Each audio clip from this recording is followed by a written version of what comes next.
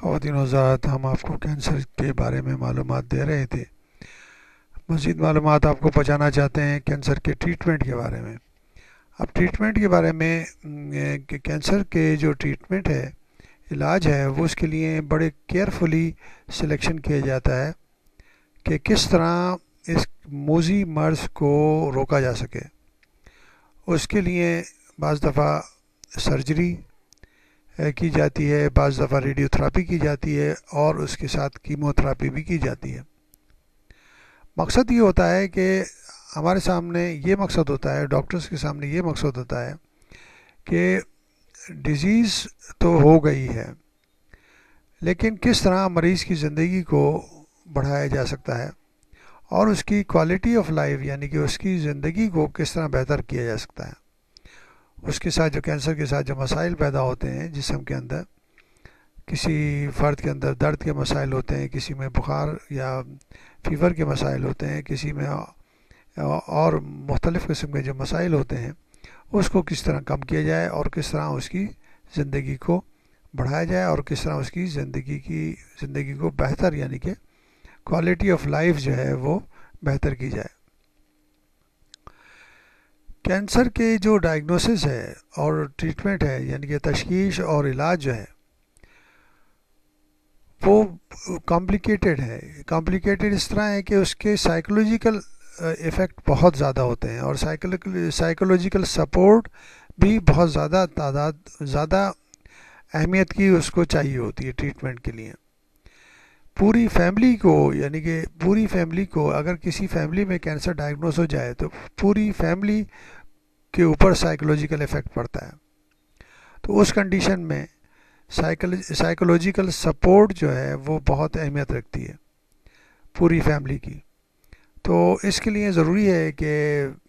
صحیح آگاہی اور صحیح معلومات ہونے کے ساتھ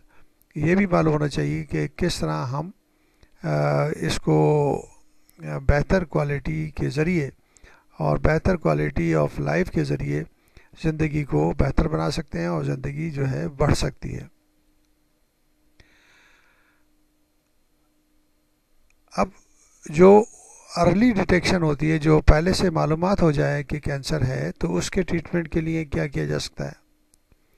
سب سے اہم بات جو ہے، ہم جو کامن سب سے کینسر ہیں جن کی پہلے سے معلومات ہو جائے اور ان کا علاج ہو سکتا ہے، وہ ہے بریسٹ کینسر، سروائیکل کینسر، منہ کا cancer, oral cancer, colorectal cancer, یعنی کہ آنتوں کا کینسر۔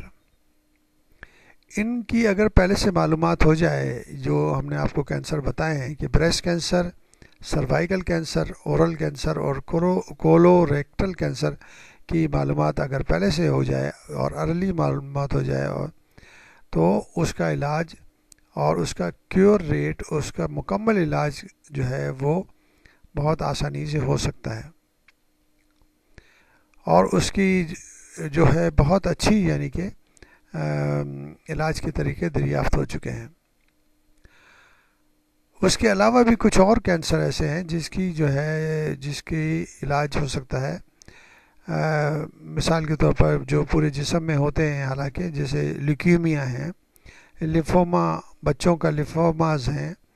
اس طرح ٹیسٹیکولر سیمینوما ہے۔ ان کینسرز کا علاج جو ہے وہ آج کل بہتر طریقے سے ہو رہا ہے، اور بچوں میں جو لیوکیمیا ہے خاص طور پر، وہ بہت اچھی طریقے سے، اور تقریباً کچھ لیوکیمیاز میں تقریباً 99% امپرومنٹ اور کیور ریٹ ہے۔ تو یہ سب جو علاج اور طریقے ہیں،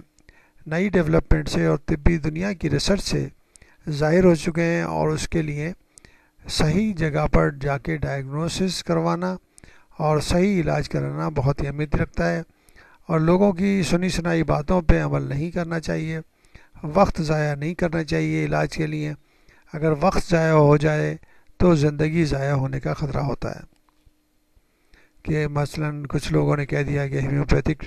ٹریٹمنٹ کرا لیا جائے، تو ہیمیوپیتھ کے پاس چلے گئے، اور وہ جو ہے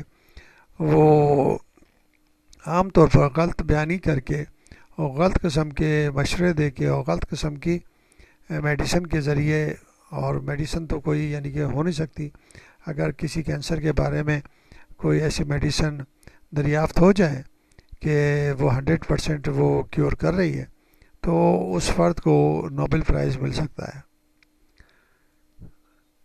کیونکہ پوری دنیا میں مثال کے طور پر لیور کینسر ہے, اگر کوئی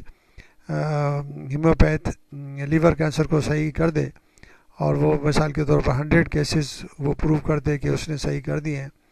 تو میں سمجھتا ہوں اس کو فوراً ہی نوبل پرائز مل سکتا ہے. تو ایسا نہیں ہے, بس یہ ایک وہ وقتی طور پر لوگوں کو کا ٹائم ضائع کیا جاتا ہے اور کینسر جو ہے کہ اسی سٹیج پہ پہنچ جاتا ہے کہ وہ لا علاج ہو جاتا ہے اور موت واقع ہو جاتی ہے.